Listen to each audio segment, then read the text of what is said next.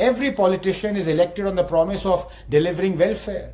But there comes a tipping point, and sooner or later, that point is reached first by those who elect and not by those who are elected.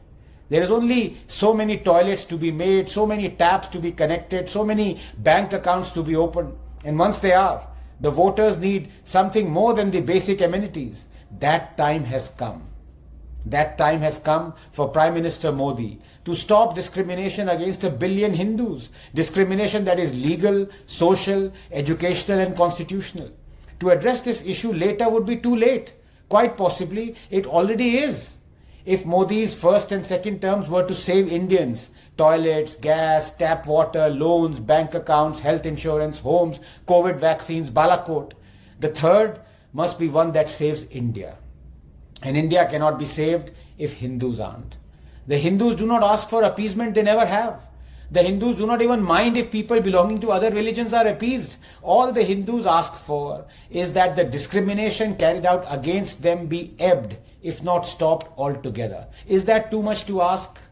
The proverbial Hindu Rashtra, a rhetorical, derisory reference to the dawn of 2014 coined by the left, to guilt-trip Indians into believing that they were now living in a fascist state where Muslim rights were being stomped upon by brown-shirted, goose-stepping Hindutva soldiers, has just celebrated its 10th anniversary.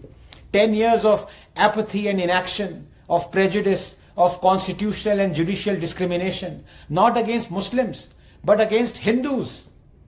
To those who claim we are now living in a totalitarian Hindu Rashtra, one must ask, what kind of a Hindu Rashtra is this where 1 billion strong Hindus have been through our parliament, courts, education system and our constitution reduced to not just second class but rather 8th class citizens? What kind of a Hindu Rashtra is this where Durga Puja and Garba celebrations are stoned with impunity, where a sitting Prime Minister claims minorities have the first claim to resources? What kind of a Hindu Rashtra is this where Hindus are forced to be refugees in their own land, where one can resettle or settle 40,000 Rohingya Muslims, but not 700,000 Kashmiri Hindus, the land's original inhabitants, where the judiciary says not once but twice that it is too late to prosecute those who raped, murdered and ethnically cleansed Hindus? What kind of a Hindu Rashtra is this where Hindu temples are exclusively controlled by the state and Hindus must beg for Waqf land to celebrate their festivals? What kind of a Hindu Rashtra is this where the Right to Education Act discriminates only against Hindus and their schools, forcing thousands of them to shut down?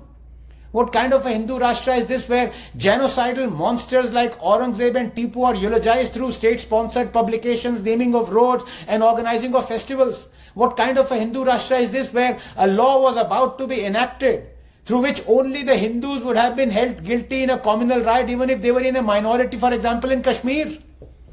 What kind of a Hindu Rashtra is this where court judgments like the Sabarimala and legislative enactments like the Hindu Code Bill purport to reform only Hindu religious practices, but dare not touch practices of other religions, and if they do, their decisions are promptly reversed like in the Shah Bano case?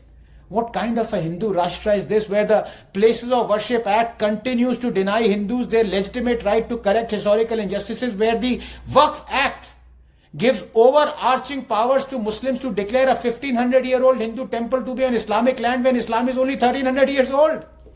If this is how a Hindu is rewarded in a Hindu Rashtra, honestly, he'd much rather be in a Muslim Rashtra, because then at least there'll be no pretense of equality. A kafir will get what he deserves.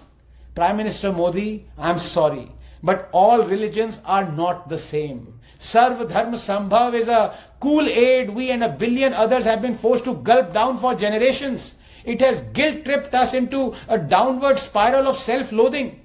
Please understand, for India to survive as a plural, all-accepting land, Hinduism and Hindus must survive. And they will not, as long as we have legislations that discriminate against Hindu temples, Hindu schools, Hindu rights, Hindu refugees and Hindu history.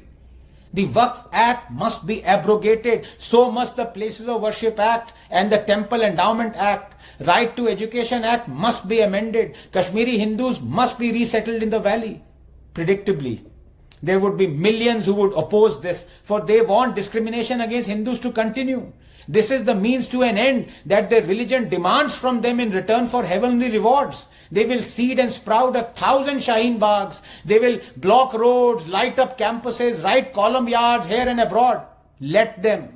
You must stand up to them, Mr. Modi. This term, Narendra Modi, you need to fight for our survival, not yours. You need to choose dharma over coalition dharma. Will you?